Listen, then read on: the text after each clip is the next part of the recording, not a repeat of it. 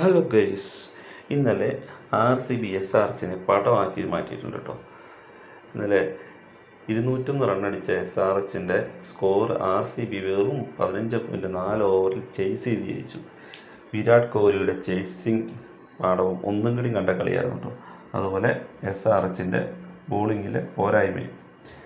പിന്നെ SRHന് വേണ്ടി കളിച്ചത് ഇഷാൻ കിഷൻ 38 ബോളിൽ 80 റൺസും അങ്കിത് വർമ്മ 18 ബോളിൽ 48 റണ്ണുമാണ് ഇന്നലെ അടിച്ചത്.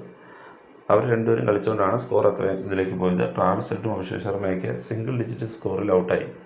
നിതീഷ് കുമാർ റെഡ്ഡി 1 റണ്ണ്, പിന്നെ ഹെൻറി ക്ലാസിന് 22 ബോളിൽ 31. ഇങ്ങനെയാണ് അവരുടെ സ്കോർ. രണ്ടാമത് ബാറ്റ് ചെയ്ത RCBക്ക് വേണ്ടി ഫീൽഡ് സാൾട്ട് 7 ബോളിൽ 8 ഔട്ടായെങ്കിലും ഇമ്പാക്ട് പ്ലെയറായിട്ട് ഇറങ്ങിയ ദേവദത്ത് പടിക്കൽ 26 ബോളിൽ 61 റൺ എടുക്കുകയും വിരാട് കോഹ്ലി 38 ബോളിൽ 69 റൺ എടുക്കുകയും ചെയ്തു. വിരാട് കോഹ്ലി നോട്ട് ഔട്ടും. രജത് പട്ടീറ 12 ബോളിൽ 31 റൺസ്. ജിതേഷ് ശർമ്മ 1 ബോളിൽ ഡെക്കായി. പിന്നെ 10 ബോളിൽ 16 എടുത്ത ടീം ഡേവിഡാണ് വിരാട് കോഹ്ലിയോടൊപ്പം ഉണ്ടായിരുന്നത്. എന്തായാലും ഇന്നലത്തോടുകൂടി SRHൻ്റെ പടം കീറി. അവർ 300 റൺസ് സ്കോർ ചെയ്താലും അവർ ഈ ബോളിംഗ് നിര വെച്ച് അവർക്കത് ചെയ്യാൻ പറ്റില്ല, ഫൈറ്റ് ചെയ്ത് നിൽക്കാൻ പറ്റില്ല. എത്ര റൺ അടിച്ചാലും വിട്ടുകൊടുക്കുന്ന ബോളിംഗ് നിരയാണ് SRHൻ്റേത്.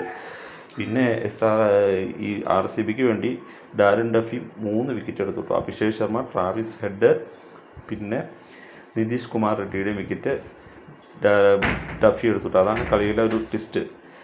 എന്തായാലും അടുത്ത കളിയുടെ വീഡിയോയുമായി നമുക്ക് വരാം. അതുവരെ ബൈ ബൈ.